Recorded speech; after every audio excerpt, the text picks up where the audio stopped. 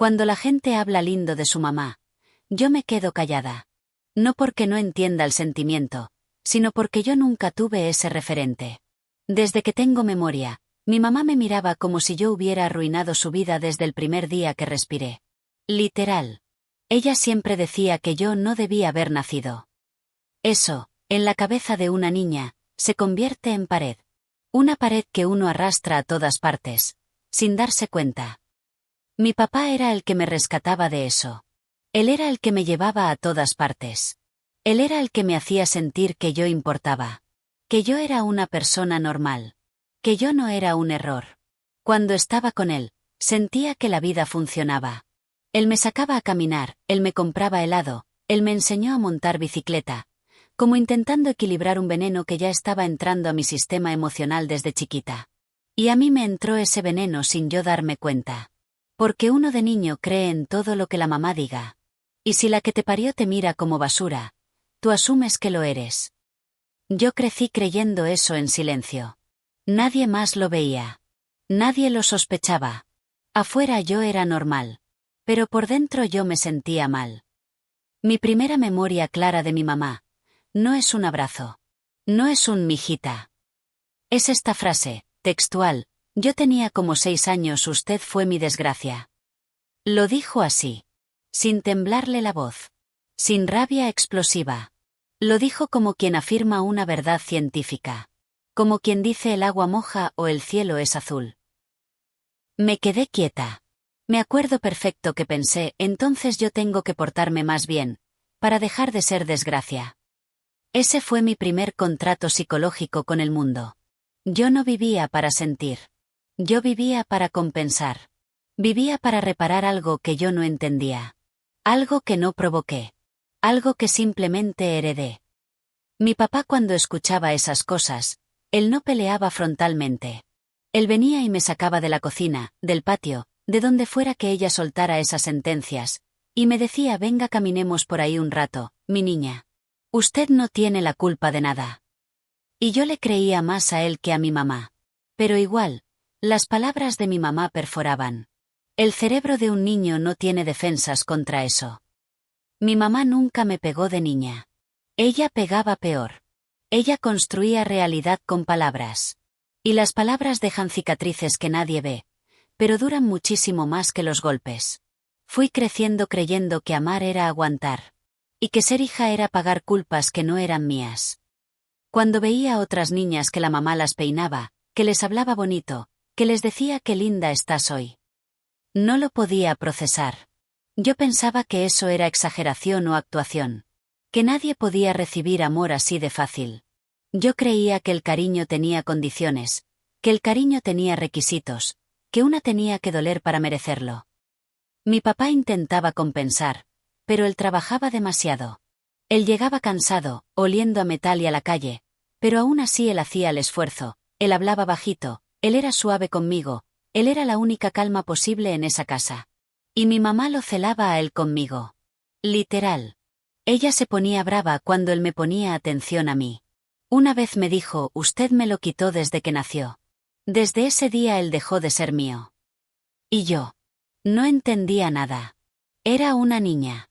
No sabía que yo estaba metida en un trauma que no era mío sino de ella, que yo cargaba algo ancestral, algo roto desde antes de existir, algo que me heredaron sin pedir permiso. Lo único que sabía era que yo tenía que hacer silencio para no empeorar las cosas.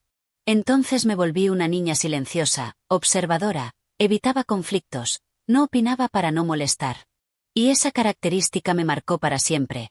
Aprendí a sobrevivir leyendo el tono antes que las palabras. Aprendí a sentir peligro emocional sin que nadie gritara. La adolescencia fue el momento donde yo dejé de entender dónde terminaba yo, y dónde empezaba el daño de mi mamá. Uno normaliza lo que creció viendo. Si tu casa es un invierno emocional, tú creces creyendo que el frío es lo normal, que el cariño es un privilegio que le toca a otras, que uno nace ya con el nivel asignado de amor y que no se puede subir, que uno no lo merece así porque sí. Yo veía amigas enamorándose, teniendo novios que las buscaban, que las respetaban, que las trataban con ilusión, y yo no podía sostener la idea que eso también podría pasarme a mí. Y claro, Ahí fue donde el trauma empezó a escoger por mí antes de elegir. Mi mamá siempre decía, el amor bonito solo existe en la televisión. La vida real es aguantar. Y yo no sabía que esa frase se iba a convertir en profecía. Porque cuando a uno le repiten eso tanto, uno lo cree. A los 15 yo ya tenía demasiado claro que si alguien me quisiera, iba a ser porque yo me gané ese amor sufriendo. Porque ese era el código emocional que me formó. Yo no buscaba a alguien que me tratara bien. Yo buscaba sobrevivir a que alguien me tratara lo menos mal posible. Ese era mi estándar. Y ese detalle, ese desbalance interno, fue lo que me puso exactamente en línea recta hacia el hombre equivocado años después. Yo no elegí desde el amor propio. Yo elegí desde el déficit. Desde el hueco existencial. Desde la carencia afectiva heredada. No quería enamorarme. Quería sentir que yo valía. Y pensé que un hombre podría darme eso que mi mamá nunca me dio. Spoiler, ese fue el inicio del segundo infierno. Yo conocí al papá de mis hijos cuando tenía 19. Y en ese momento yo todavía no sabía que yo no escogía desde la libertad, sino desde la herida. Él era mayor. Tenía ese estilo hombre duro, siempre con actitud de que nada le afectaba, siempre con mirada de superioridad. Y yo confundí eso con seguridad. Confundí agresividad con fuerza. Confundí control con protección. El primer mes él era detallista. Me mandaba mensajes. Me buscaba. Parecía que le importaba. Y eso para mí era droga emocional porque yo no venía de recibir validación estable. Mi mamá cuando se enteró me dijo algo que hoy me da escalofrío recordarlo, ese sí la merece. Él sí la pone en su lugar. Yo no entendí la frase completa en ese instante. Pero mi cuerpo sí. Fue como si me hubieran dicho, ese hombre va a seguir el trabajo que empecé contigo. Pero yo tenía 19. Yo todavía pensaba que lo raro era yo, no el mundo. La primera vez que él me gritó fuerte, yo me quedé congelada. No porque fuera nuevo, sino porque sonó exactamente igual a mi mamá. Ese mismo tono donde la palabra no busca describir, sino destruir. Y me dije a mí misma, esto es normal, así es el amor real, así son las parejas, así toca. Y lo perdoné. Yo perdoné cosas que yo jamás debía haber perdonado. Lo peor era que si yo lo dejaba, iba a demostrarle a mi mamá que ella tenía razón cuando decía que yo no servía para nada. No estaba escogiendo un hombre. Estaba repitiendo el trauma de mi origen sin darme cuenta. Ese es el punto donde uno empieza a sentir que ya todo está decidido desde antes. Que uno solo está cumpliendo un destino que alguien más escribió para uno. Esa relación no empezó mal. Esa relación empezó exactamente como tenía que empezar para atraparme. La primera vez que él me empujó no fue fuerte. Fue de esos empujones que parecen sin intención. De esos que él podía decir que fue sin querer, que yo estaba exagerando, que yo era sensible. Pero algo dentro de mí hizo clic. Mi papá jamás me había tocado ni con el pétalo de una flor. Y mi mamá nunca me tocó físicamente. Ella hería con palabras. Él combinaba los dos métodos. Una noche él llegó tomado. Se sentó, se tiró en el sofá y empezó a hablarme encima. Y yo le dije suave, estás borracho. Mejor hablamos mañana. Él se levantó, me agarró del brazo con fuerza y me dijo, yo hablo cuando yo quiera. Usted no manda nada, esa frase era casi copia textual del tono de mi mamá. La misma energía. La misma jerarquía. La misma lógica de dominación. Ahí fue donde entendí que mi trauma me había escogido el tipo exacto de hombre que podía continuar con el ciclo. Y si yo me quedé. Yo me quedé porque crecí creyendo que el amor había que sobrevivir, no disfrutarlo. Me quedé porque yo no sabía cuánto valía. Me quedé porque mi cerebro estaba programado para creer que el cariño se merecía sufriendo. Y lo peor. No se lo podía contar a mi papá. Lo veía viejo, cansado, deteriorándose, y yo no quería cargarlo a él con mi infierno. Sentía que si yo decía me equivoqué de hombre, era confirmar todo lo que mi mamá decía de mí. Entonces yo no hacía ruido. Aguantaba. Callaba. Y en ese silencio, él se fue volviendo más grande. La gente cree que uno decide tener hijos desde el romanticismo. La verdad es que muchas veces uno decide desde el trauma heredado. Desde vacío. Desde la ilusión de que un bebé pueda limpiar algo que viene contaminado desde generaciones atrás. Cuando quedé embarazada del primero, él fue amable durante un mes entero. Un mes. Y ese mes fue suficiente para que yo me aferrara a la idea que él podía cambiar. Mi papá me abrazó llorando cuando se enteró. Mi mamá dijo, eso le pasa por no hacerme caso. Siempre esa frase. Siempre ese tono. Siempre ese recordatorio de que mi existencia era un error que la vida estaba cobrando. El embarazo fue el único periodo de mi vida donde yo sentí algo parecido a pertenecer, pero no por él, sino porque yo por primera vez sentí que algo dentro mío dependía de mí, y no al revés. Pero él no cambió. Se volvió más violento, más controlador, más insultante. Y yo me volví más silenciosa. Yo era esa mujer que mide el volumen de cada respiración para no detonar nada.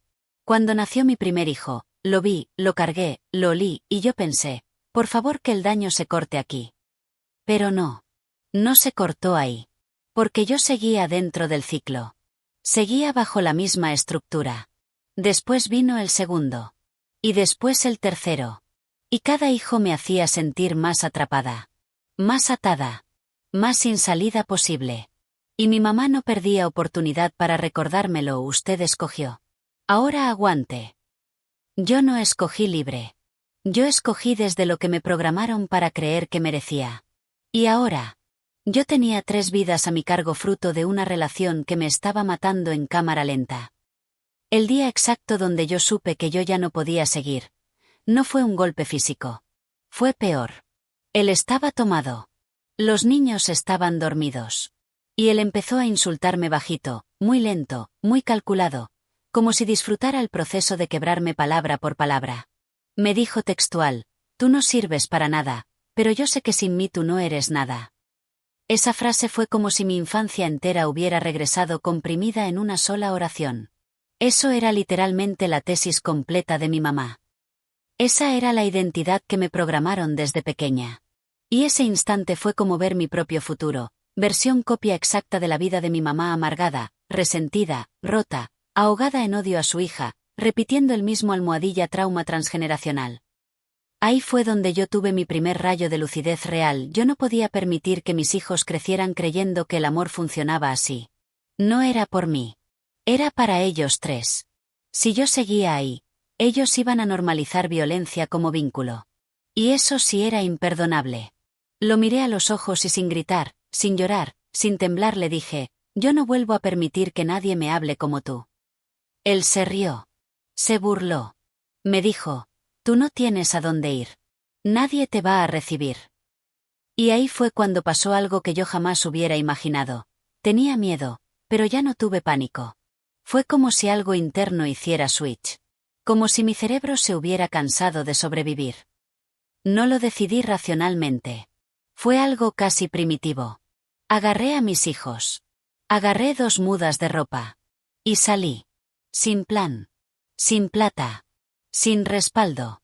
Solo con una certeza. Si yo me quedaba, mis hijos iban a aprender a amar igual que yo. Y eso sí era no negociable. Cuando salí con mis hijos yo no tenía nada. Ni dinero. Ni estabilidad. Ni autoestima. Solo tenía la certeza absoluta de que yo no podía repetir el ciclo en ellos. Los primeros meses fueron infernales. Dormir donde nos prestaban. Comer lo que alcanzaba. Saltar estrés tras estrés. Armar rutinas sin tener ni piso firme. Era sobrevivencia pura. Y mi mamá nunca fue apoyo. Nunca hubo un ven, te ayudo. Nunca hubo un abrazo. Nunca una palabra tipo hiciste bien. Nada. Ella cada vez que podía soltaba la daga exacta en la herida exacta. Eso te pasó por no obedecerme. Tú arruinaste tu vida sola. Yo te dije que ese hombre era para ti. Ella prefería tener razón, que tener una hija. Y en ese vacío afectivo, con el tiempo, conocí a alguien más. No era perfecto. No era príncipe. Pero era normal. Era decente. Y cuando conocí normalidad emocional, ahí fue donde entendí lo dañada que era mi referencia del amor. Porque la normalidad se siente rara cuando uno viene del caos. Él fue paciente con mis silencios. Fue firme con mis miedos. Me hablaba sin gritos. Me tocaba sin violencia. Me escuchaba sin exigirme explicarlo todo. Y mis hijos lo aceptaron sin conflicto. Y yo reconstruí mi vida desde ahí. No rápido. No mágico. Pero real. ¿Y adivina quién fue la persona que más odió eso? Mi mamá. Ella me dijo una vez, con odio puro en los ojos: tú arruinaste mi vida y ahora la tuya te está saliendo bien. Eso no es justo. Como si yo no tuviera derecho a poder tener paz. Como si yo hubiera robado algo que ella merecía antes. Para ella, yo no era hija. Yo era recordatorio viviente de un trauma que ella nunca resolvió. Y yo cargué ese papel durante toda mi vida adulta hasta ese punto. La manipulación empezó como detalles minúsculos. Comportamientos que si yo intentaba explicar, yo misma me hacía sentir loca. Ese tipo de violencia psicológica silenciosa, la que no deja pruebas, la que es imposible de demostrar, la que se siente pero no se puede grabar. Ella nunca confrontaba directo.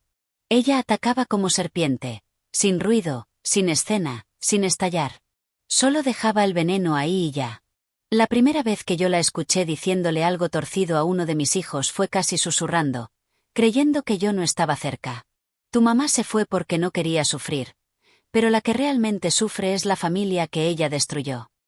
Y después agregaba, tú no deberías querer terminar como ella. Cuando yo entraba al cuarto, ella sonreía como si nada. Y los niños se quedaban confundidos. Porque su abuela no había dicho nada malo. Porque su abuela nunca gritaba. Porque todo parecía normal. Eso es lo más retorcido del narcisismo encubierto. El daño no está en el volumen, está en la intención. Un día la confronté, sin pelear, sin drama. ¿Por qué les dices esas cosas a mis hijos? Ella me miró con calma absoluta y dijo, yo no les estoy diciendo nada malo, tú eres la que escucha mal, y sonrió. Como quien deja claro que ella sabe exactamente lo que hace y que yo jamás voy a poder demostrarlo. Ahí fue donde yo entendí otra capa más profunda. Mi mamá no estaba resentida conmigo. Mi mamá estaba resentida con mi existencia. Con mi capacidad de haber roto el patrón. Con mi capacidad de haber sobrevivido. Y entonces, otra vez, yo quedé en la misma pregunta moral paralizante: soy mala por querer separar a mis hijos de su abuela. Aunque sé que ella los está intoxicando psicológicamente también. Duré meses debatiendo eso. Porque cortar a una pareja violenta tiene lógica social.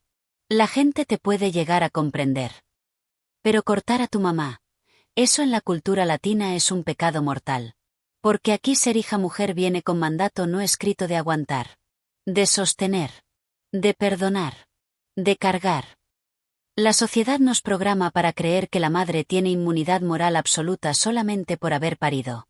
Pero un día vi a mi hijo menor llegar triste, y él me dijo, abuelita me dijo que tú te vas a ir otra vez y que algún día también nos vas a dejar. Me paralicé. Ahí no había metáforas. No había sutileza. No había forma de justificarlo. Ella estaba intentando reescribir mi identidad dentro de mis propios hijos. Ella quería instalar la idea de que yo era abandono. Porque en su narrativa, romper el trauma era traición. Porque ella necesitaba que yo fuera fracaso para justificar el suyo. Lloré en silencio esa noche. No de tristeza. De claridad. Y al día siguiente yo tomé la decisión. La llamé. Sin gritar. Sin insultar. Sin rabia. Le dije: a partir de hoy no tendrás más acceso a mis hijos. Hubo un silencio largo. Larguísimo.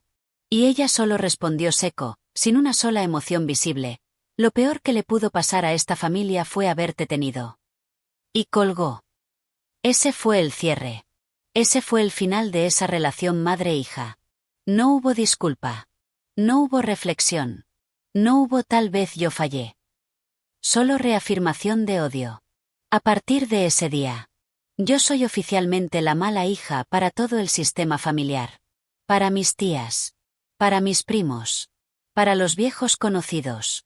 Todos repiten la misma frase: ¿cómo va a alejar a una madre de sus nietos? Y ahora ese es el dilema moral central de esta historia para proteger a mis hijos. Incluso si eso implica convertirse en la villana pública dentro de mi propia familia. Después de ese día, la familia extendida se me vino encima como enjambre organizado. Esto es algo que nadie te explica de trauma transgeneracional. Cuando tú rompes un patrón, todo el sistema se defiende como si tú fueras una amenaza pública. No es por amor a tu mamá. Es porque tú demuestras que sí había otra forma. Y eso les destruye la excusa a ellos. Las llamadas empezaron así, hija. Perdone. Entienda. Su mamá es así porque sufrió mucho. Ella es viejita, ya no va a cambiar. Aprenda a tolerar. Usted sí está exagerando. No sea desagradable. ¿Qué clase de mujer le quita los nietos a su propia madre? Y lo decían con esa voz condescendiente, suave, moralista, como si yo fuera un monstruo emocional, como si yo fuera egoísta, como si estuviera cometiendo sacrilegio cultural. Pero ninguno estuvo ahí cuando ella sembraba veneno en la mente de mis niños. Ninguno escuchó sus palabras. Ninguno vio las microagresiones. Ninguno vio la indiferencia calculada. Ninguno vio cómo ella disfrutaba hacerme sentir basura usando a mis hijos como herramienta. Es fácil juzgar desde afuera lo que no se vivió adentro. Y ahí fue cuando entendí que el dolor familiar, cuando es sistémico, no viene de una sola persona. Es una red. Es toda una estructura. Es cultura. Mi mamá no era la única. Era la representante perfecta de una cadena que normaliza el abuso femenino hacia mujeres más jóvenes porque ellas también lo sufrieron. El sistema esperaba que yo repitiera. Que yo obedeciera. Que yo callara. Que yo mantuviera la tradición de trauma. Y el hecho de que yo no lo hiciera para ellos me convirtió en traidora. No en sobreviviente. Pensé que cuando yo lograra escapar físicamente la sombra emocional también se iba a ir. Pero eso no pasa así de simple. El trauma no se va porque cambiaste de casa. El trauma sigue viviendo en cómo interpretar silencios, gestos, pausas, en cómo tu cuerpo anticipa peligro aunque ya no esté. El hombre con quien rehice mi vida, fue extremadamente paciente. Nunca compitió con mi pasado. Nunca me exigió olvidar. Nunca me pidió acelerar procesos. Él sabía que mi mente estaba cableada para esperar ataque incluso cuando no había ataque. Una noche yo me puse a llorar sin razón aparente, con los niños dormidos y él conmigo en la sala, y le dije sin filtro: tengo miedo de estar arruinada para siempre. Él se acercó despacio, sin tocarme todavía, y dijo: no estás arruinada. Estás sobreviviente. Ese no es un defecto. Ese es tu origen. Y ahí entendí algo que nadie antes me había dicho: no era mi culpa haber sido dañada, pero sí era mi responsabilidad no convertir ese daño en lenguaje para mis hijos. Él me acompañó en terapia. Me acompañó en los límites. Me acompañó en reaprender lo que era una conversación normal que no termina en ataque. Me ayudó a entender que el amor sano se siente aburrido al principio cuando vienes del caos. Porque el caos te enseñó que la adrenalina es sinónimo de vínculo. Él me enseñó que calma también puede ser amor. Pero incluso con todo eso, había un fantasma que yo no podía silenciar: la culpa cultural. Esa culpa que dice que una mujer que no honra a su mamá es mala mujer por definición. Y por eso esta nueva yo existe. Porque incluso hoy, a pesar de tener estabilidad real, hay momentos donde me pregunto por no haber sido capaz de reparar a mi mamá, antes de salvarme a mí misma y a mis hijos. De las cosas más duras que descubrí en este proceso es que sanar no es lineal. No es ya escapé igual a ya estoy bien. Sanar es una guerra interna entre lo que te enseñaron y lo que quieres construir. Yo tuve que reaprender a hablar. Porque yo me descubrí repitiendo frases que eran de mi mamá sin querer. Frases automáticas. Frases microviolentas que yo normalicé escuchando desde niña. Yo tuve que romper mi propio lenguaje para no transmitirlo a ellos. Y ahí entendí que la maternidad también es un acto político emocional. Tú no solo crías hijos, tú crías ciudad, crías mundo, crías una sociedad futura. Si tú rompes el trauma en ellos, no van a reproducirlo afuera. Trabajé con mis hijos desde el principio la idea de que su voz vale, su emoción importa, su límite existe. Yo jamás permití que crecieran sintiendo amor igual a miedo. Y yo estaba aprendiendo al mismo tiempo que ellos. Muchas veces me tocó decirles: perdón, eso lo dije desde un lugar viejo en mí. Déjame volverlo a intentar desde la calma, para que ellos supieran que una mamá también corrige ruta y que ser adulto no te hace perfecto, te hace responsable. Y poco a poco ellos fueron entendiendo la diferencia entre amor sano y amor violento. Pero incluso haciendo todo esto, incluso haciéndolo mejor, Esa culpa sigue regresando en preguntas nocturnas por no haber podido ser buena hija, aunque si estoy intentando ser buena madre. Porque hay un mito cultural gigante acá que ser buena madre automáticamente implica ser buena hija. Pero yo tuve que escoger. Y yo escogí a mis hijos antes que la tradición familiar. Cuando yo corté a mi mamá de los niños y puse límites firmes, la familia no se quedó quieta. Lo primero que hicieron no fue reflexionar. Lo primero que hicieron fue patologizar. Porque cuando tú no puedes destruir un argumento, destruyes a la persona. Empezaron a decir cosas tipo: ella siempre ha sido muy sensible. Ella interpreta todo mal. Ella no controla emociones. Ella tiene traumas que nunca superó. Ella recuerda las cosas diferente a cómo pasaron. Esto lo decían con tono de preocupación falsa, como quien dice: pobrecita, es que ella está mal. Eso es más violento que el insulto directo porque es gaslighting público, es gaslighting expandido a nivel reputación. Yo no era libre, ya yo era la que está dañada mentalmente. Mi mamá no necesitaba defenderse. Ella solo necesitaba que el resto convenciera al mundo de que yo no era una fuente confiable. Y esa posición es perfecta para el agresor pasivo-agresivo. Todos creen que la víctima exagera y que el agresor es víctima de una mujer exagerada. Y yo ahí me quedé pensando: ¿cómo se defiende uno de una acusación donde el arma es ella está loca? Porque cualquier cosa que yo hiciera podía ser usada como confirmación. Si yo hablaba fuerte, estaba loca. Si lloraba, loca. Si me defendía, loca. Si yo explicaba detalles, loca obsesiva. Si guardaba silencio, loca silenciosa. Había cero escape. Mi mamá había logrado la forma perfecta de destruir mi credibilidad, sin levantar la voz, sin ensuciarse las manos, sin hacer escena. Y ahí mi pregunta moral se volvió más oscura por preferir ser señalada como loca, antes que permitir que mis hijos se sigan dañando en silencio. Porque socialmente yo soy mala. Pero internamente yo sé que hice lo único que era éticamente posible. Hubo un día exacto donde yo lo entendí completo: no importa lo que yo haga, no importa si doy explicación, no importa si hago terapia, no importa si muestro pruebas, no importa si llevo testigos, no importa si yo hablo calmado, yo jamás voy a ser la hija buena en esa familia. Esa silla está reservada para la fantasía mental de mi mamá, no para mí. Y ese duelo duele igual que una muerte. Porque todas las niñas dentro de mí, todas las versiones mías de 6 años / 9 años / 14 años / 17 años, esas niñas todavía querían ese reconocimiento básico.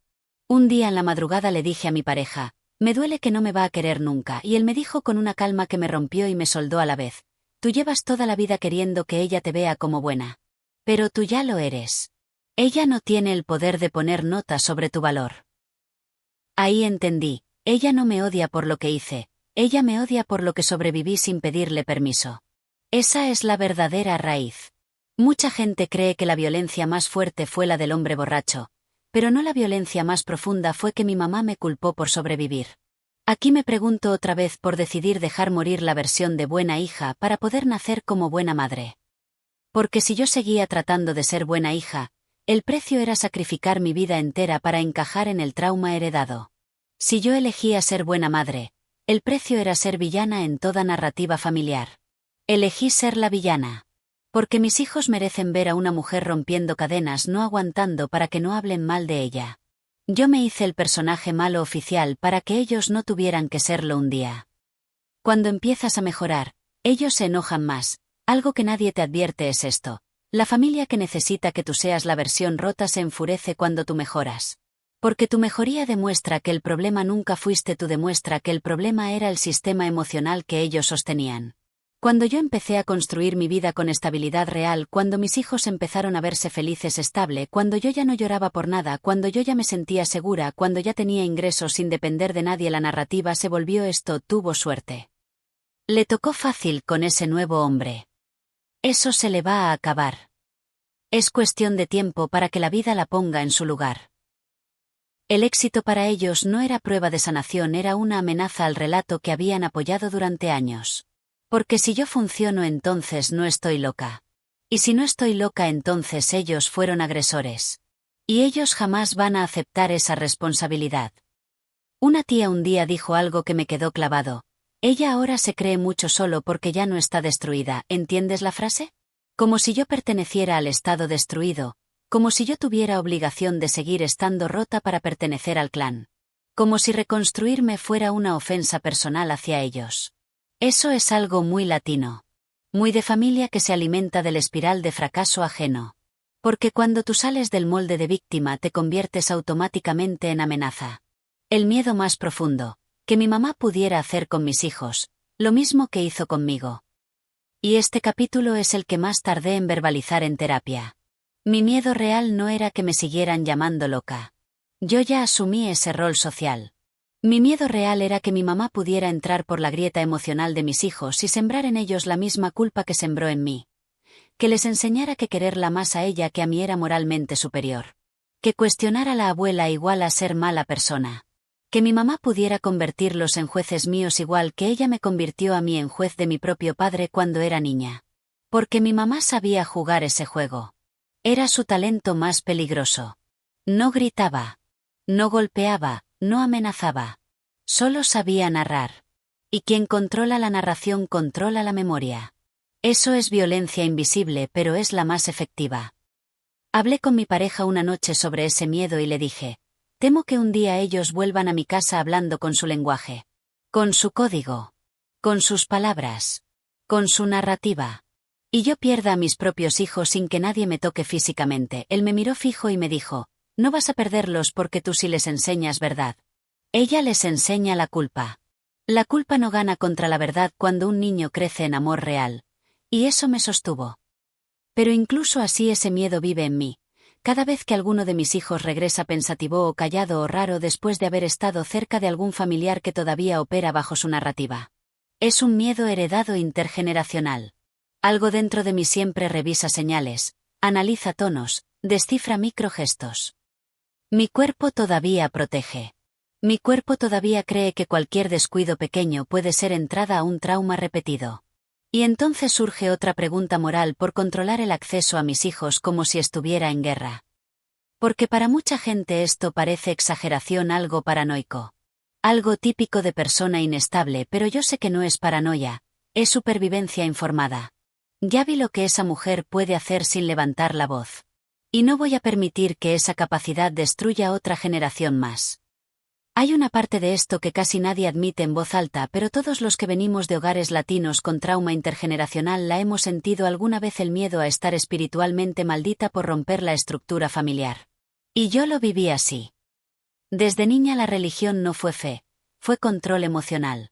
La culpa católica era nuestro idioma materno. El pecado no era acción, el pecado era desobedecer jerarquía emocional. O sea, ser hija obediente igual a buena. Ser hija que cuestiona igual a mala, ser hija que se salva sin permiso igual a castigo divino. Entonces, cuando yo corté y construí mi vida, cuando yo me recuperé, cuando yo pude amar sin dolor. Había una voz interna que decía, a ti te va a pasar algo malo por haber roto el linaje. Así viven muchas mujeres latinas aunque no lo digan. Crecen con miedo a prosperar si la mamá no aprueba. Como si hubiera una condena escrita en la sangre. Y aunque racionalmente yo sabía que no había juicio divino real, emocionalmente esa idea me respiraba encima. Sentía que la vida me iba a cobrar factura por atreverme a salvarme a mí misma, y aquí vuelve el formato en este nivel metafísico, por creer que merezco algo bueno. Incluso si mi madre no me reconoce como buena. Porque en la cultura latina la madre es juez universal. Si tu mamá dice que tú eres mala, tú quedas marcada. Y yo me declaré inocente sin que ella me absolviera. Rompí el orden. Rompí la doctrina emocional. Rompí lo que toca. Y ese pecado cultural pesa más que casi cualquier cosa. El día que dejé de usar la palabra familia para referirme a mi familia biológica cambió mi vida entera. La familia no es la gente que tiene tu ADN. La familia es la gente que cuida tu salud mental. Y ese cambio semántico fue un acto revolucionario para mí, porque en la cultura latina, te dicen que la sangre es contrato eterno. Pero la sangre no garantiza amor, la sangre garantiza historia, nada más. Decidí entonces que mi nueva familia se iba a definir por reciprocidad emocional, quien celebra mi crecimiento, quien no necesita minimizarse para sentirse suficiente, quien respeta mis límites, quien no usa culpa como herramienta, quien no te exige herirte para pertenecer. Esa es familia. Mi pareja, mis hijos, mis amigos que llegaron después, incluso gente que conocí adulta que me trató mejor que los que me vieron nacer. Con ellos empecé a sentir algo que nunca había sentido estando con mi mamá. seguridad sin condiciones. Por primera vez en mi vida la estabilidad no era silencio antes del golpe, sino paz real, paz honesta. La versión de mí que era niña adentro por fin pudo descansar un poco. Pero incluso eligiendo nueva familia, incluso sanando, incluso avanzando dentro queda una pregunta que vuelve como eco. ¿Por haber decidido que la sangre no me define? Porque decir eso es romper el mito central latino.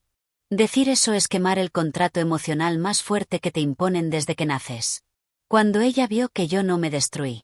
Cuando vio que yo no me arrastré de vuelta pidiendo aprobación, cuando vio que los años pasaban y yo seguía estable y mis hijos estaban bien y mi pareja seguía conmigo y mi vida no colapsó, ella empezó a volver.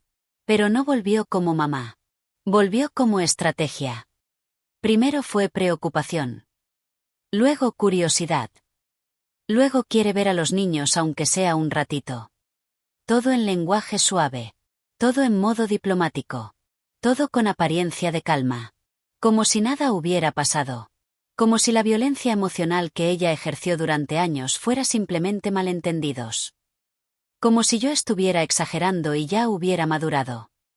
Ella vino con ese tono condescendiente que solo usan las personas que jamás admiten culpa. Ya es hora de cerrar capítulos, ¿no crees? Como si cerrar capítulos fuera barrer el trauma bajo alfombra. Como si el perdón fuera amnesia. Ella no quería reconciliarse. Ella quería control narrativo. Quería reescribir la historia mientras yo todavía estaba viva.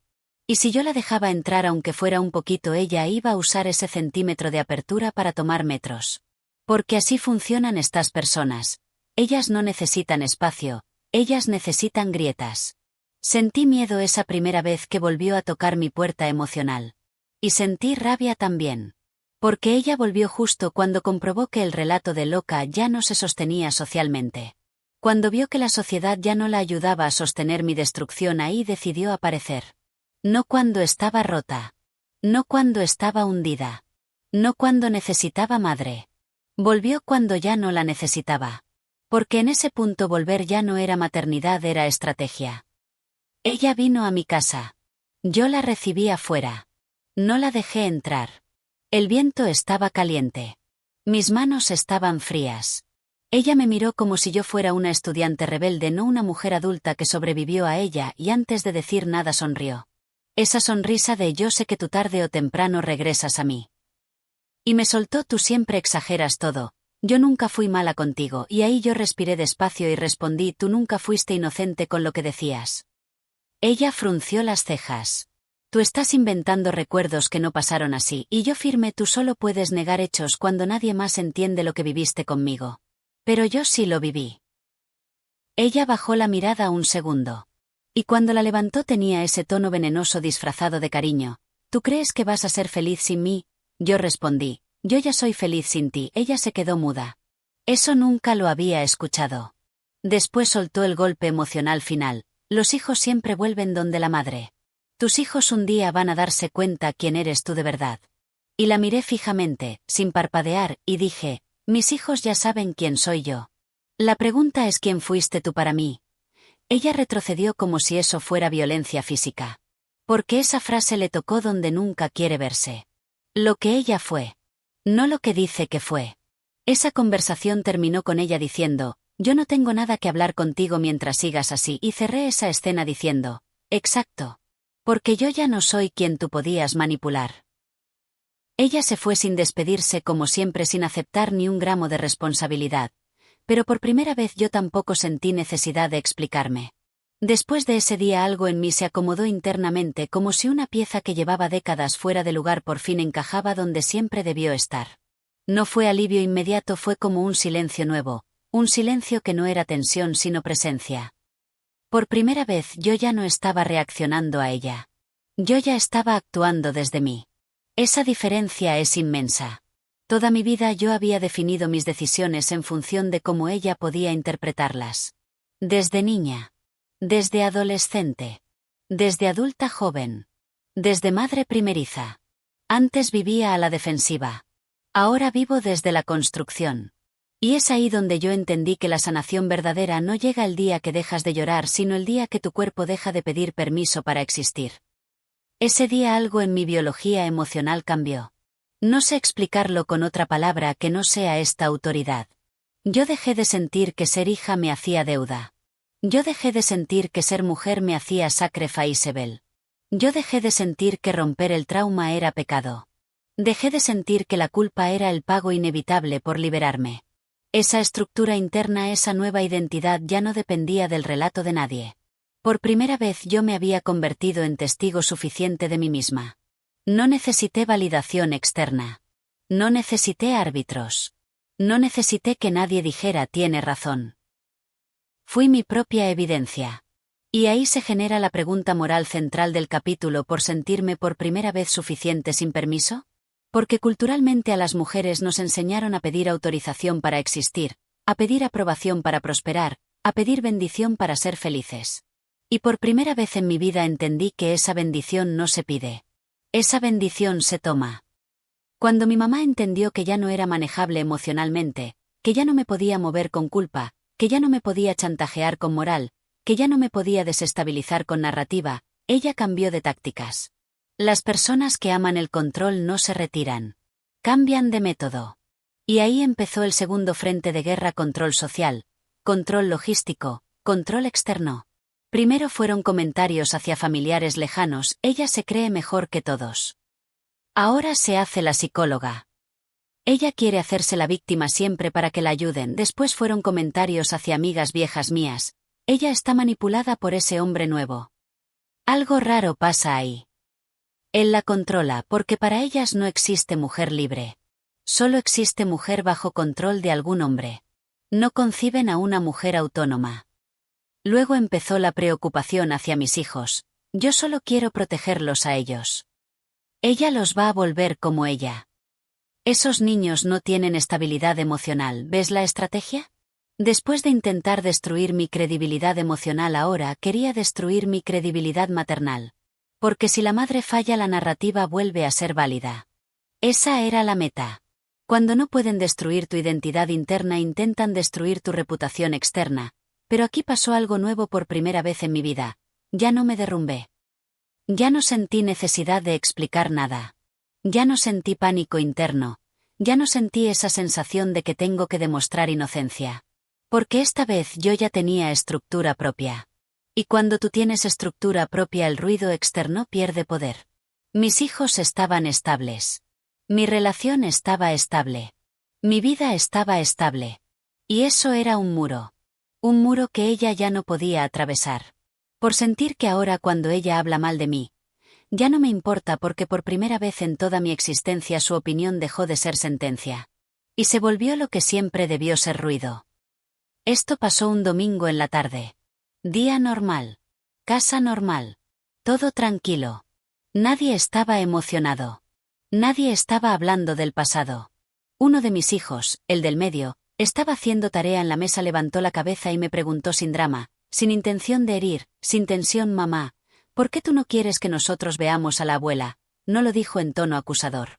Lo dijo con inocencia real. Ahí mi corazón se paralizó un microsegundo. Porque esa pregunta es el tipo de pregunta que define generaciones. Si respondía con rabia, repetía el ciclo. Si respondía desde defensa, validaba la narrativa de ella. Si respondía desde trauma crudo, los cargaba con mi dolor. Entonces respiré lento. Me senté frente a él a su altura, sin superioridad, sin tono de autoridad, sin sermón. Y le dije despacio: no es que yo no quiera que ustedes la vean. Es que yo necesito asegurarme de que los lugares donde ustedes crezcan sean lugares donde ustedes se sientan respetados siempre. Él me miró serio. No infantil. No tierno. Serio. Como si entendiera que ese era uno de esos momentos importantes. Y me dijo: ¿ella no te respetaba? Y yo le respondí por primera vez sin suavizar la verdad, pero sin transfusión de trauma: ella me amaba solo si yo me dañaba para que ella se sintiera bien. Y eso no es amor. Él bajó la mirada un poquito, como pensando. Y dijo: está bien, mamá, yo no quiero aprender amor así. Esa frase me quebró internamente. Porque ahí entendí. Yo sí logré cambiar la línea generacional. Yo sí logré que otra mente interpretara el mundo desde la dignidad y no desde la culpa. Pude haber recibido odio, pero yo no transmití odio. Yo transmití conciencia. ¿Por haber elegido protegerlos antes que complacer a los adultos de mi familia? Ahí entendí que no era mala hija. Era buena madre. Y eso era más grande que todo el pasado completo. Después de esa conversación con mi hijo me di cuenta de algo que nunca había sentido antes. Yo ya no tenía miedo de convertirme en mi mamá. Ese fue el verdadero final del trauma. La gente cree que el final del trauma es perdonar. No. El final del trauma es cuando tu identidad deja de estar definida para evitar repetir lo que te hicieron. Cuando ya no tienes miedo de ser igual porque sabes que ya no caminas en ese patrón. La libertad verdadera no es que la otra persona cambie. La libertad verdadera es cuando tú ya no necesitas que la otra persona cambie para estar en paz. Ese día por primera vez yo pude decirme internamente, ella ya no tiene capacidad de dañar aunque exista. Ella ya no tiene acceso a mi identidad.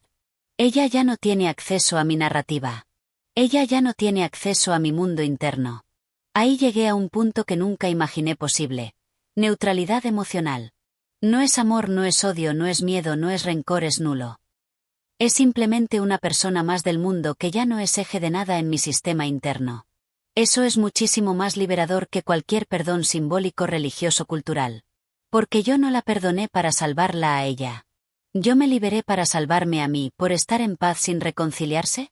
No porque reconciliarse con el agresor no es requisito para cerrar un trauma. El cierre se da cuando el agresor deja de ser centro. Y ese día ella dejó de ser mi centro emocional para siempre. La gente no habla de esta parte. Porque en la cultura latina el trauma está romanizado, pero la post-vida después del trauma casi nadie la narra. Porque parece prohibido decir que sí se puede. Y sí se puede.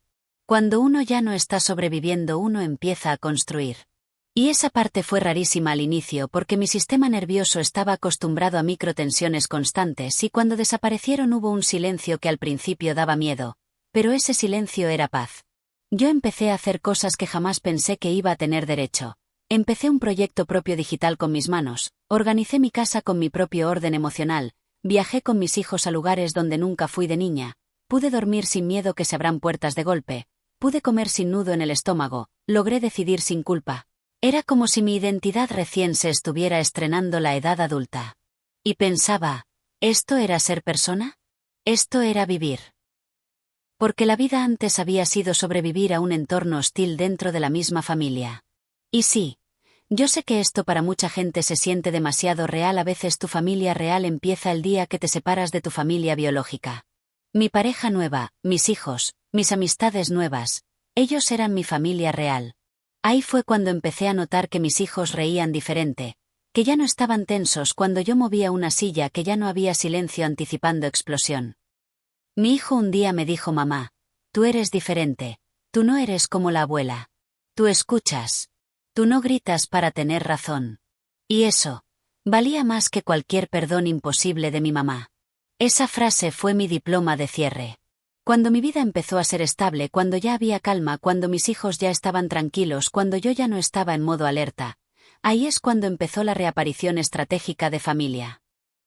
Porque la familia narcisista, violenta, negadora solo aparece cuando percibe que ya no controlan narrativa, cuando ya no pueden decir que estás mal, cuando ya no pueden decir que estás perdida, cuando ya no pueden decir que eres la loca, aparecen cuando ven que tú estás bien. Primero fue una prima random, la típica mensajera: ay, ¿por qué no vienes un día? La abuela está vieja, tú sabes, la sangre, y yo solo dije: no necesito volver para desearle que esté bien. Ella se quedó muda. Luego fue una hermana, esa que siempre fue cómplice por omisión: mami pregunta por ti. Yo respondí que pregunte. No es obligación mía contestar. Y cuando ella intentó usar la carta emocional clásica: ¿es tu mamá? Yo respondí: eso es biología. No hay vínculo, y nadie supo qué contestar. Porque por primera vez en la historia familiar la narrativa no la estaban definiendo ellos.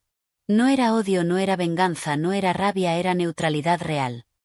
Si ellos llegaban, mi vida no cambiaba. Si ellos no llegaban, mi vida no cambiaba. Esa fue mi mejor victoria. Porque ahí entendí algo que jamás pensé que iba a sentir. No necesitaba revancha. No necesitaba castigo. No necesitaba demostrar nada. Mi vida estable era la prueba. Hay una etapa en el trauma que nadie prepara a la víctima. Es cuando ya no hay guerra, pero tampoco va a existir nunca disculpa real. Y ahí aparece un vacío rarísimo. Porque uno crece creyendo que el cierre viene con diálogo final, con lágrimas, con lo siento, con validación tardía. Y cuando de adultos entendemos que eso no va a pasar jamás, tu cerebro tiene que inventar otra forma de cerrar. Tuve que aprender a vivir con cierre unilateral. Porque mi mamá jamás iba a reconocer nada, jamás iba a entender lo que hizo, ni siquiera iba a registrar que lo hizo. Y ahí me tuve que decir a mí misma algo muy fuerte. Yo no necesito su reconocimiento para validar mi dolor. Eso fue durísimo, pero fue liberador. Porque cuando tú te quedas esperando que el agresor reconozca, tu vida se congela en la pausa. Yo elegí seguir sin reconocimiento. Y ahí aparece una lección que me cambió. La reparación no es algo que te dan, la reparación es algo que tú tomas. Y yo decidí tomarla así, construyendo una vida que mi mamá nunca creyó posible, criando hijos que no repiten la violencia que cargué, descansando, amándome como nunca fui amada en infancia, sin convertir el pasado en religión. Y aquí es donde mucha gente no entiende: esto no fue perdón. Esto fue un cierre sin permiso. Esto fue resignificar mi existencia sin pedirle nada. Esta parte es la más silenciosa, la que nadie te advierte, la que nadie te educa, la que nadie te enseña a navegar. Cuando una mujer latina logra la paz, cuando deja atrás violencia familiar, cuando cierra unilateral, cuando ya no necesita a su mamá para existir, aparece la culpa fantasma. No viene de ella. Viene de la cultura. Viene de frases como: es tu mamá, la sangre llama, nadie te va a querer más que una madre, uno nunca debe darle la espalda a la familia, hay que tener paciencia con los viejos. Esa culpa fantasma no busca reconciliar, busca controlar. Aparece mientras estás lavando platos, aparece cuando te peinas, aparece cuando ves una foto vieja, aparece cuando tus hijos duermen. Te pregunta: ¿será que yo soy la mala? Y uno tiene que responderse con disciplina emocional: no, yo no soy la mala, yo soy la primera sana de esta línea. Esa frase la repetí como mantra durante meses. Porque la culpa fantasma no significa señal espiritual o advertencia moral, significa desprogramación de trauma cultural. Es la primera generación que rompe violencia familiar, parece villana para la generación que la creó, pero es una heroína para la generación que sigue. Y ahí se volvió claro que para mí, mi paz no es crimen. Mi distancia no es maldad. Mi estabilidad no es traición. Mi estabilidad es legado. Yo nunca había experimentado una mañana que fuera solo mañana. Todas las mañanas de mi vida tenían tensión adentro. Despertar era anticipación. Despertar era alerta. Despertar era leer microclima emocional antes de un ruido, antes de una frase, antes de un tono. Pero un día, años después, ya estando en mi casa nueva, mi vida nueva, mi familia nueva, el cuerpo despertó sin miedo. Me levanté, abrí ventana y no había esa presión en el pecho que fue mi compañera silenciosa desde niña. El silencio de mi casa no era una amenaza. Era silencio real. Mis hijos dormían. Mi pareja respiraba tranquilo. El mundo no estaba listo para atacarme en cuanto yo pusiera un pie fuera de la cama. Esa sensación fue tan extraña que me quedé sentada al borde del colchón, solo observando mi propia tranquilidad. Y ahí entendí algo. Cuando uno vive violencia crónica, la paz se siente irreal al principio, la paz se siente sospechosa. Tu sistema nervioso necesita tiempo para creerla. Pero ese día, sin ritual, sin evento grande, sin frase épica, supe que había cruzado del otro lado del trauma. No por un acto heroico, sino por una mañana normal. El tipo de mañana que otras personas tienen toda la vida sin dimensionar lo que vale. Y ahí me prometí algo. Voy a vivir mis mañanas normales como trofeos. Porque para mí son más poderosas que cualquier reconciliación imposible. Hay un momento donde tu identidad ya no orbita alrededor del dolor original. Y eso es más fuerte que cualquier final de Hollywood. Yo pasé más de 30 años siendo la hija. La hija que carga, la hija que aguanta, la hija que sobrevive, la hija que compensa, la hija que se culpa, y toda mi estructura psicológica giraba alrededor de ese rol. Hasta que un día, sin ruido, sin ceremonia, sin aviso, ya no era hija rota. Era una mujer completa. Entendí que mi origen me explicó pero no me definió. Entendí que yo podía existir sin estar referenciada a esa herida. Entendí que yo tenía derecho a ser más que consecuencia. Entendí que mi presente no es secuela. Mi presente es una elección.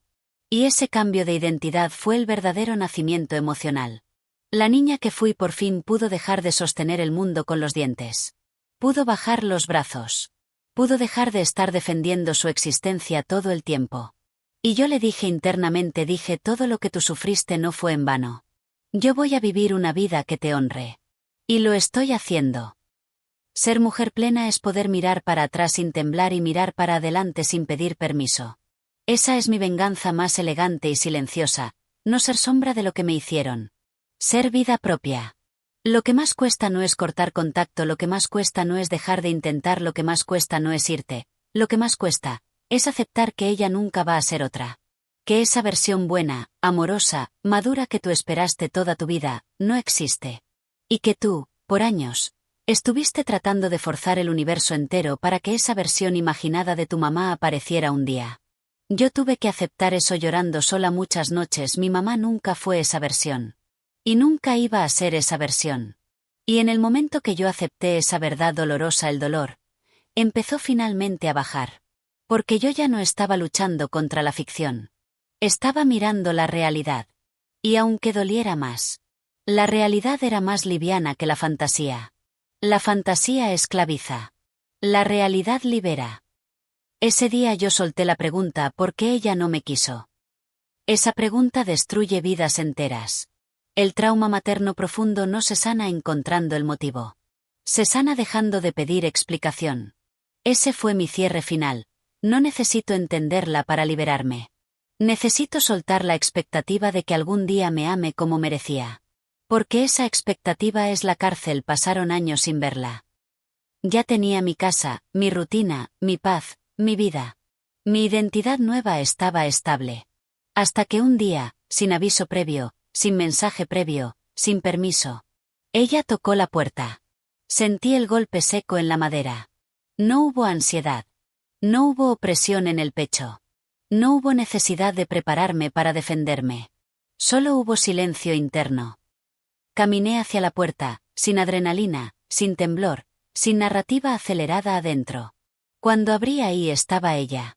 Más envejecida, más frágil físicamente, pero con la misma postura arrogante de siempre en la mirada.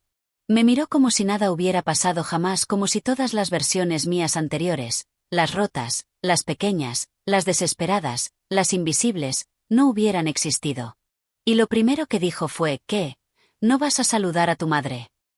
Yo la miré directo y por primera vez no sentí miedo, no sentí urgencia, no sentí obligación. Y le respondí con voz neutra, simple y estable, hola, pero no puedes entrar sin avisar. Esa frase que para cualquier persona puede sonar mínima, para mí fue tectónica, porque esa frase en mi infancia jamás hubiera podido existir. Para ella yo era acceso libre. Yo era territorio sin límites. Yo era puerta abierta sin derecho de cierre, y ese día por primera vez ella no pudo cruzar. No porque yo la bloqueé con odio, no porque yo buscara castigo, no porque quisiera hacerla sufrir, sino porque mi autonomía ya era real. Ella ya no tenía autoridad sobre mi espacio. Ella ya no era una figura central emocional. Ella era solamente una persona parada frente a una puerta. Y yo tenía derecho a decidir quién entra y quién no, y eso fue más que cualquier disculpa. Ella frunció la cara. Como si mi límite fuera una ofensa personal. Tú siempre tan exagerada. Solo vine a hablar, apoyé la mano en el marco de la puerta. Y yo tenía derecho a decidir quién entra y quién no, y eso fue más que cualquier disculpa. Ella frunció la cara. Como si mi límite fuera una ofensa personal. Tú siempre tan exagerada. Solo vine a hablar, apoyé la mano en el marco de la puerta. Tranquila. Si quieres hablar, hablamos afuera. Ella se ofendió más. Qué vergüenza hacerme hablar en la calle. Soy tu madre. Yo la miré con calma. Y yo soy adulta. Tengo derecho a proteger mi espacio. Silencio. Por primera vez ella se quedó sin argumento automático. Porque su poder estaba construido en la premisa de que mi rol era obedecer. Y esa premisa ya no existía. Entonces hizo su movimiento clásico. Culpa. Tú me estás pagando mal. Después de todo lo que yo sufrí para criarte, yo respiré. No para controlarme, sino para sostener la calma que ya existía. No me criaste. Sobreviví contigo. Ella se quedó en shock. Esa frase no la esperaba. Esa frase era imposibilidad cultural. Era romper el guión familiar.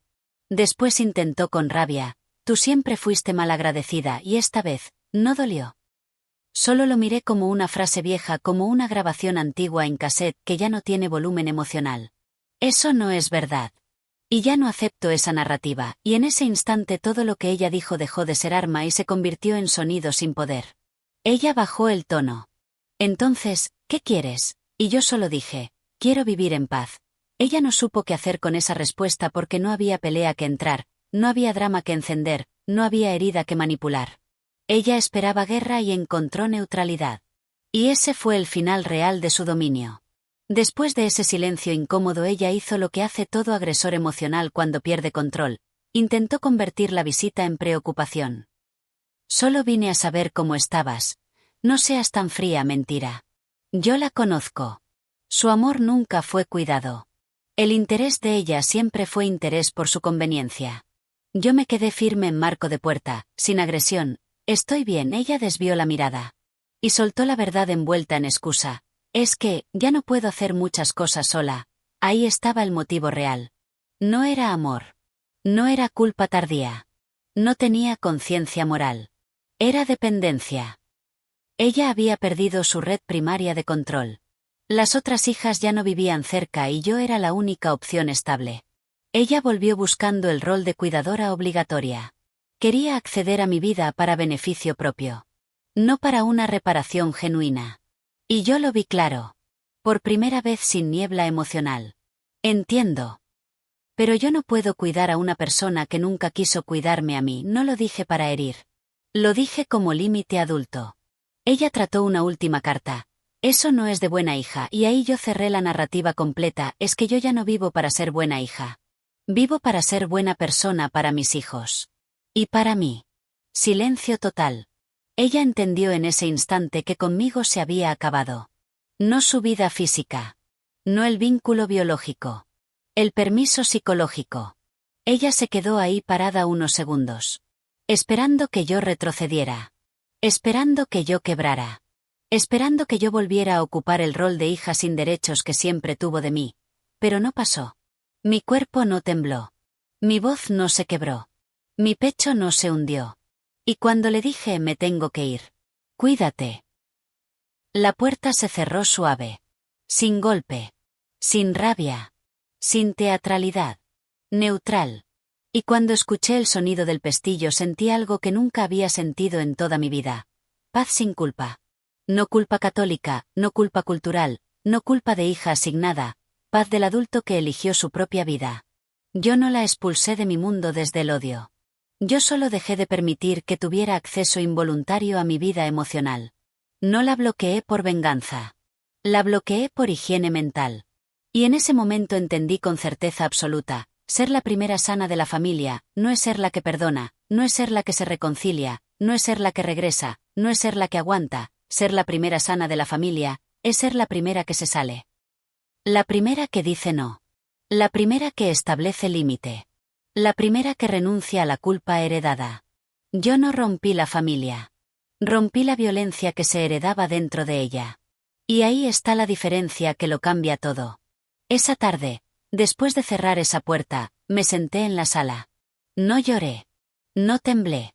No sentí derrota. Sentí alivio. Mis hijos estaban jugando en su cuarto. Y de repente pensé, acabo de cambiar el futuro de esta familia para siempre. Porque yo crecí en un sistema donde nadie ponía límites hacia arriba. Donde todos callaban para no faltar el respeto. Donde la violencia emocional era normalizada como carácter fuerte. Y mis hijos van a crecer viendo otra cosa. Van a ver que un no adulto es válido. Que la paz vale más que la sangre. Que una madre también se cuida a sí misma. Que no existe obligación de sostener vínculos que destruyen. Que familia sana se elige y se construye. No se impone por genealogía. Ese día yo entendí que sanar no fue solo para mí. Sanar fue para ellos. Y para los hijos que ellos tendrán un día. Mi mamá no cambió. Nunca cambió. Yo cambié. Y eso cambió todo. La violencia termina en mí. La repetición termina en mí. El patrón termina en mí. Yo fui la interrupción. Esa es la verdadera herencia que les dejó. No la historia de dolor, sino la demostración de que se puede salir. Yo crecí sin modelo. Ellos van a crecer con el modelo. Y eso es más valioso que cualquier maternidad perfecta imposible. Hay algo que nadie te dice del post-trauma: cuando dejas de girar alrededor del daño queda un espacio enorme. Ese espacio al inicio asusta porque en ese vacío tienes que construir quién eres fuera del dolor. Yo tuve que aprender a tener hobbies sin culpa. A reír sin justificar. A descansar sin sentir que le debía algo al universo. A recibir cariño sin pensar que iba a tener costo después. A tener días tranquilos sin esperar que algo terrible compense esa calma. Eso fue más difícil que sobrevivir. Sobrevivir yo sabía hacerlo. Había sido toda mi vida. Vivir era nuevo. Vivir sin trauma como brújula era territorio desconocido. Tuve que reeducar mi cuerpo y mi mente para una vida donde no todo era alerta, y con el tiempo poco a poco esa niña rota interior fue perdiendo protagonismo. No porque no existiera más, sino porque ya no tenía que dirigir nada. Ya no necesitaba administrar la emergencia eterna. Y yo empecé a tomar decisiones desde deseo, no desde defensa. Empecé a existir como persona entera, no como resultado de lo que me hicieron. Ahí entendí la frase que nunca pensé que iba a sentir verdadera: la sanación no borra lo que pasó, pero borra el poder que lo que pasó tenía sobre tu presente. Y cuando el pasado deja de gobernar tu presente, ahí recién empieza el futuro. Este capítulo fue el más raro de escribir mentalmente porque yo pasé años narrándome en relación a ella. Cuando hablaba de mi historia siempre había que explicar qué hizo ella, qué dijo ella, qué provocó ella. Pero ahora por primera vez yo podía contar mi vida sin usarla como referencia. Y eso fue libertad cognitiva. Mi vida actual no se siente como después de mi mamá. Se siente como mi vida. A secas. Yo soy una mujer que cocina lo que le gusta, trabaja en algo que ella eligió y construyó sola, tiene hijos que la respetan de verdad, tiene descanso real en casa, tiene intimidad emocional segura, tiene pareja que no necesita destruirla para sentirse suficiente, tiene decisiones tomadas por placer, no por miedo, y eso para mí es asombroso. Porque yo crecí creyendo que la normalidad y la calma eran privilegio de otra gente. De gente nacida en otros contextos. De gente nacida con madres más funcionales, de gente sin heridas tan tempranas. Pero descubrí que la calma no es privilegio heredado, es construcción y selección adulta. Hoy yo no soy la hija que sobrevivió. Soy la mujer que eligió su vida. El pasado ya no me define. El pasado ya solo me explica. Mi presente me construye. Y mi futuro lo decido yo. Mucha gente confunde sanar con venganza. Cree que sanar es demostrar superioridad. Cree que sanar es ganarles. Cree que sanar es verlos caer. No, la verdadera victoria fue que yo pude construir una vida buena sin tener que destruir a nadie para hacerlo. Yo no le hice a mis hijos lo que me hicieron. Yo no repetí violencia. Yo no pasé trauma hacia abajo. Yo no tuve que convertirme en agresora para dejar de ser víctima. Ese es el triunfo real. La guerra terminó. No porque yo gané sobre ella, sino porque dejé de jugar el juego. Elegí no continuar su mundo. Ella se quedó en su narrativa. Yo construí la mía. Dos líneas que ya no se cruzan. Ella sigue creyendo que yo fui la mala hija. Ella seguirá justificando lo que hizo. Ella nunca va a entender el daño que generó. Y aún así yo puedo dormir en paz. No necesito que ella reconozca nada. No necesito que ella cambie. No necesito que ella entienda. Gané porque pude ser libre sin copiar su violencia. Gané porque no convertí en mis hijos lo que ella convirtió en mí. Gané porque mi vida hoy está llena de amor real, no amor condicionado. Gané sin destruir. Gané creando. Si yo pudiera hablarle a la niña que yo era, a esa de 7 años que trató de entender por qué su mamá no la quería, le diría: no eres defectuosa. No eres la causa. No eres el motivo. No tienes que merecer amor. El amor que es real, no se negocia, no se ruega, no se mendiga. Un día vas a estar en una casa donde nadie te grite, nadie te golpee, nadie te culpa por existir. Un día vas a respirar normal, sin miedo, y también le diría: la gente rota te lastimó porque ese era el único lenguaje que conocían. Pero tú vas a aprender otro. Y vas a hablar diferente. Y vas a criar diferente. Y vas a amar diferente. Yo pensé años que la fuerza era aguantar. No, la fuerza era soltar. Romper el patrón. No volver a repetirlo. Hoy yo sé que sobrevivir no era mi destino final. Mi destino final era vivir. Y yo estoy viviendo. Y esto también es para quien está leyendo en este exacto segundo si tú estás todavía dentro del ciclo, si tú estás todavía sintiendo que es imposible, si tú estás todavía creyendo que ya está escrito que vas a terminar igual que tu mamá. Déjame decirte algo que nadie te dijo a mí cuando yo estaba ahí. No estás obligada a perpetuar lo que heredaste. La cadena se puede romper en ti. Aunque nadie antes en tu árbol lo haya hecho. Aunque todas las mujeres antes de ti hayan sufrido igual. Aunque te hayan dicho que ese es tu destino. No, destino no, eso era norma. Eso era un trauma. Eso era repetición. Tu destino lo eliges tú. Y si tú decides hoy, aunque sea silenciosamente, aunque sea sin que nadie lo sepa, aunque sea sin poder tomar acción aún hoy mismo. Si tú decides que tú vas a ser la última generación que reciba eso, ya empezaste a ganar. Romper empieza en la mente antes de poder salir en físico. Si llegaste hasta acá leyendo esto, si estás sintiendo que algo en tu pecho cambió 1 milímetro, ya estás al otro lado de la línea. Yo te creo. Yo te veo. Yo sé que puedes. Y un día vas a entender por qué tu historia resiste. Y un día vas a contar tu propia versión. Y un día te vas a dar cuenta que te convertiste en la mujer que tu madre nunca pudo ser libre.